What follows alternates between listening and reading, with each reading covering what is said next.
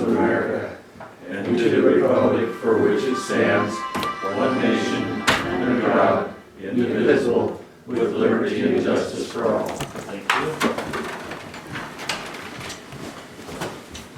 Well, we're a little shy of a quorum at this point, but I would like to ask John to go ahead and do your presentation. Thank you for bringing that, and go ahead with your presentation if you would, John. Okay. Yes, maybe grab that one. Oh, perfect. You got a handout? Oh, We might want one of those on. I don't Maybe know we if you have to turn the light back. We don't have a half switch, so we'll just leave it on. Thank you.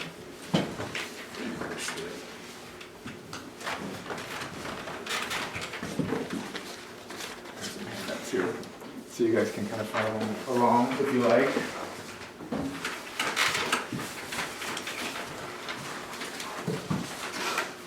We'll have to read it.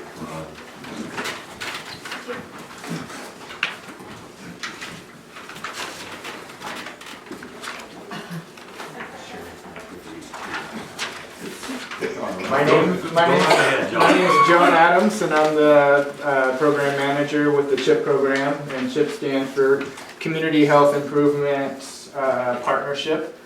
I've been coming out here for the past couple of years and just giving you guys updates on the CHIP program.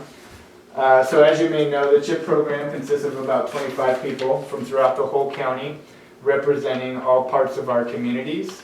The goal of the program is to improve the overall health of county residents. So we've spent the good part of the past couple of years going through a community health assessment process where we collected, reviewed, and analyzed community health data. We identified the top health priorities for the county, and we created some strategies to improve community health within those priority areas. And I'm happy to report that we've done more than just planning, and over the past year we've been able to start to implement some of these programs.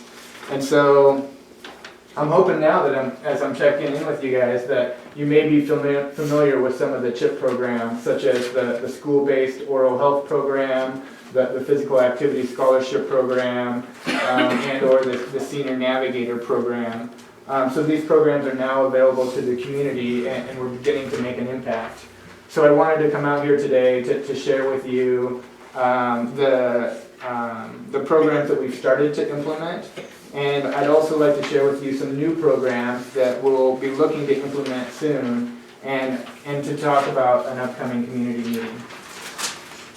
So just as a quick reminder about our process, so we reviewed community health data, both quantitative data and qualitative data.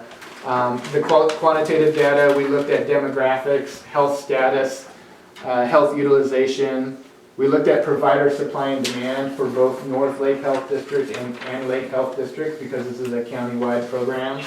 And we also looked at a number of specific health metrics that we're required to look at by the Eastern Oregon Coordinated Care Organization. We also looked at qualitative community health data. So we mailed out a survey to a sampling of the whole county, and we organized community meetings in Christmas Valley and in Lakeview in both 2013 and 2014. So a review of all of that data helped us to identify oral health, mental health, physical activity, and senior health or senior services as the top health priorities for the county. And we spent several weeks developing new programs and new strategies aimed at improving community health in each of those 4 areas. And so I'd like to share with you some of the initial programs that we created and some of our early results. So I provided the town council members and staff a copy of our 3-year strategic plan. So that's available for your use and reference. I also included an impact, so in, I think, like the front cover, there should be this impact and the outcome summary report. And I'll be referencing the numbers on the right if you guys wanted to follow along with that.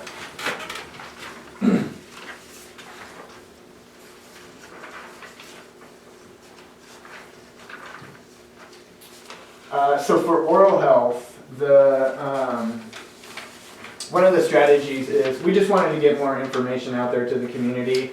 We want to help educate the community about oral health practices. And so this handout that I provided you guys, this is our outreach piece that we've been working to get out into the community.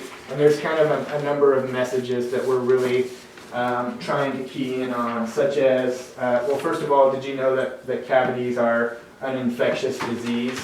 Cavities are the #1 infectious disease in Oregon, and it's 100% preventable. So 73% of Lake County kids 6 to 9 years old have cavities, and that's at a rate that's 21% higher than the state average. So it's significantly higher than the rest of the state. Cavities can result in pain, developmental problems, including overall health, nutrition, and ability to learn. We lose about 16,000 school hours each year due to dental pain and dental visits in Oregon. 5.4% of Lake County 8th graders missed one or more school hours in a recent 12-month period. Again, that average is significantly higher than the state average. So for all of these reasons, we've prioritized oral health in our strategic plan. So we're going to continue to work to get this information out to the community. Another strategy is the adult oral health assessment. So when we conducted our initial health assessment, there wasn't enough information for us to really make a good assessment of what the adult oral health needs were. And so we put together another survey and we sent that out. The survey focused on oral health. We sent that out to a random sampling of county residents, 500 surveys. We got 93 responses from that, and we've developed an initial report from those responses that we have an oral health subcommittee, and they're reviewing that report, and they'll be making, based on that report, they'll be making recommendations to our larger CHIP group. And then finally, for our school-based oral health program, this year we focused on providing free dental screenings and fluoride varnish to kids in kindergarten through 6th grade. And so this year, on February 25th, we partnered with Advantage Dental, who provided 2 dental hygienists.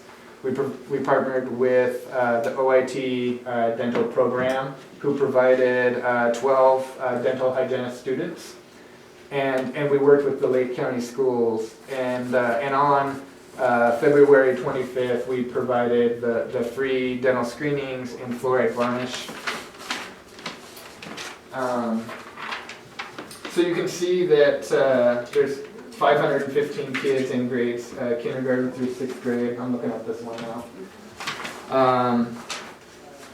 So we were able to screen 209 of those 515. We were able to varnish 195. We provide oral hygiene instruction with 148. And then we also did a number of classroom presentations. And so everyone involved felt really pleased with the effort and the overall, I think, how the program was implemented. I think that there's also, we all believe that we can build on these numbers and improve on these numbers. And so looking to do this again next school year, I think we can get those percentages up. The mental health first aid program. So the mental health first aid program is essentially a program that works with the community, educates the community about mental health issues and substance use disorders, and gives them the tools to help them connect those individuals to the appropriate care, such as Lake County Mental Health. Lake County Mental Health is, they're the organization who's leading that program, So we've been able to secure the funding to provide that. The staff has been trained at Lake County Mental Health, and they've been able to provide a number of trainings. So our goal is to train 350 individuals throughout the county over the 1-year grant period. I've requested to get an update of what those numbers from Lake County Mental Health, and just haven't received those yet. But we know that they've provided several trainings. Another strategy is integrating mental health providers within primary care clinics. We submitted a proposal to receive funding for that strategy, and we didn't receive the funding, and so we'll continue to work on trying to raise resources to be able to do that. For physical activity, again, just wanting to get more information out there in the community about the importance of physical activity. This is the handout that we've created to share with the community. And so, again, just a number of messages that we want to share. You can see the Lake County Health Snapshot. 41% of residents are overweight, 19% are obese, 45% of adults have high cholesterol, 44% of survey respondents indicated that they have high blood pressure. All of these statistics are risk factors for heart disease. On the back, what we've done is we've provided a listing of all the physical activity programs within the county. We also, we've created a new webpage, the Healthy Outback webpage. That is linked through lakehealthdistrict.org, and you can find all of this information, all the information about the available programs and services within the county. And we have a upcoming calendar of events, kind of physical activity events that we keep updated. For the physical activity incentive program or the scholarship program, so this program targets low-income individuals who have risk factors for heart disease. And what we provide is basically we cover the monthly fees for them to participate in physical activity programs such as the gym or yoga or Pilates or Zumba, that type of thing. We simply ask that the folks who participate in the program that they attend a minimum number of classes each month to be able to continue the program and to get the scholarship for another month. So currently we have 54 folks who are participating in that. We ask everyone who participates to do a self-assessment at the beginning of the program, and then we ask them to fill out another one at the end. So when this program is over, we'll be able to measure our impact, and we can share that with the community. And then one of our strategies is to establish a Parks and Rec program and or nonprofit organization.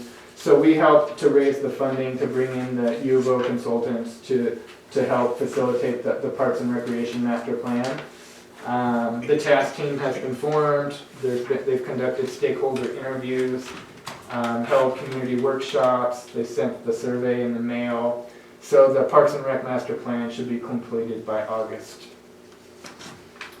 And then for senior health or senior services, the Senior Navigator program. And so what this does is it supports seniors to reach their health goals and needs by connecting them to available health programs and services. And we're trying to focus in 5 areas, and that's mental health, transportation, physical activity, nutrition, and home care. Those are kind of the 5 emphasis areas that we're looking to impact. So Ann Kasbaum has been hired as the Senior Navigator, and she's been doing a good job of working with folks and supporting them. This program is too early to really report on the numbers of folks that we've been able to sit down and do visits with and refer to available programs. So in 2013, we created these strategies. So last year, we started implementing them, and these are the results. Last year, our folks also said, we think we can do a little bit more, and so they created some new programs and new strategies. that they would like to implement over the coming months and the coming years within our 3-year strategic plan period. So some of those programs for oral health, so we want to expand the school-based program to include dental sealants. So next year we'll provide the free dental screenings, fluoride varnish, and dental sealants, and we'll expand it to include 7th and 8th grades.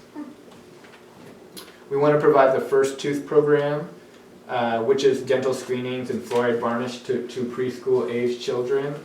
And in Lake County Public Health is leading that program. They've already kicked that off, and I believe they've provided a service day at Head Start within the past couple weeks.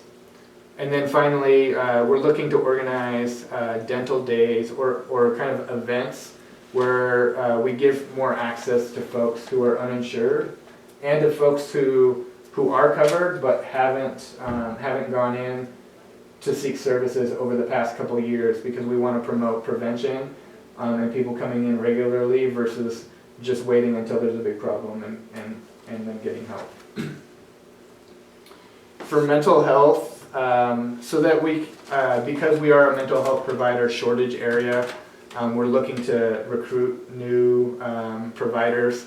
So one strategy is to partner with university graduate programs to connect students to employment opportunities here. Lake County Mental Health will lead that. Another strategy is, again, because of the provider shortage area, we're looking to recruit a psychiatric mental health nurse practitioner. Lake Health District is currently active recruiting for that position. For physical activity, we'll look to promote trails and walking and biking routes with signage, kiosks, and maps. We're looking to create a physical activity program for children in grades kindergarten through 6th in winter months. So recreational basketball for K through 3 is one of the ideas that's been talked about. We'll look to assess the need and opportunity for basically a physical activity program for preschool age children. And then finally, for senior services or senior health, looking for cardio programs for seniors, such as maybe Tai Chi for seniors, or maybe Zumba for seniors or something like that. Working with the senior center to provide that program, and then looking just to help support the senior center more and seniors here. So creating like a Friends of the Lake County Seniors organization with volunteers to help fundraise and to help volunteer for programs. So every year we've organized community meetings to share our work and to get feedback and input from the community in this process and in this program. So we'll do the same again this year. So on Thursday, June 18th from 5:30 to 7:30, we're organizing the Healthy Outback Community Meeting. Folks can learn about the full 3-year strategic plan, all of the strategies that we've already started to implement and the future ones we plan to implement. They can learn about what are the goals and impacts of those programs. And then we want to continue to engage the community and get feedback. We'll look to hear from the community about how they've experienced these programs so far and how we can do a better job of connecting the community to these programs. So I wanted to come out here and just share, kind of give you guys an update and invite you guys out to the meeting coming up in June, and that's the end of my presentation. Thank you, John. You guys have done a lot of work the last 2 years. Good for the community and appreciate it. I wish we'd have had a bigger audience here for your presentation, but thank you. I guess I'm behind the times and handle things, but what do you mean by fluoride varnish and dental sealants? Fluoride varnish has been used in, so fluoride is... I know what fluoride okay. is and what it's good for your teeth, but I don't know what you mean by varnish. Yes. So the varnish is essentially, it's a paste that they kind of paint onto the teeth, and it sticks there, for a short period of time, but the impact is supposed to last, for several months. And so that practice is, it's supposed to be cheaper and more effective than doing the rinse, Okay. which is I think what everyone's kind of used to. And then the dental sealants? The dental sealant is sealing the fissures that, so it focuses on the molars, and when in a lot of teeth like fissures form and they become really susceptible to cavities, and so they seal up those fissures, and they have to do it for both sets of teeth, and so that's why it's important that we're hitting the 7th and 8th grade, because that's after their second molars come Right. in. So Good work, yeah. Awesome. Anybody else? Anybody in the crowd? I steer people away. No, thank you. We do appreciate you keeping us informed on this, and you're welcome back anytime with an update or whatever you think we need to know. Okay, appreciate it. Thanks, John. Thank you, John. We Uh, don't have fluoride in the water here, do we? Huh? We don't have fluoride in the water. No, I don't think we do. I'm not sure, but I think, John Bogardus mentioned to me that one of our local dentists a number of years ago, and it's been, I don't know, far before I came to the town, and the town had a falling out about thinking about using fluoride in the water. That was, I think, not long after we moved here, actually. Yeah. And it was because our kids were small then, and, I grew up where we had fluoride, and I think I have pretty good teeth, but, we wanted our kids to have that also. No. It was like this, I don't remember it either, Mike. like poison was gonna be in the water if you put the fluoride out. It was like, Yeah. I Well, know, I'll we're not tell you having a meeting, so. Since there is no quorum tonight, I am going to table all the businesses in our agenda and adjourn the session at 4:28. We'll reconvene in 2 weeks.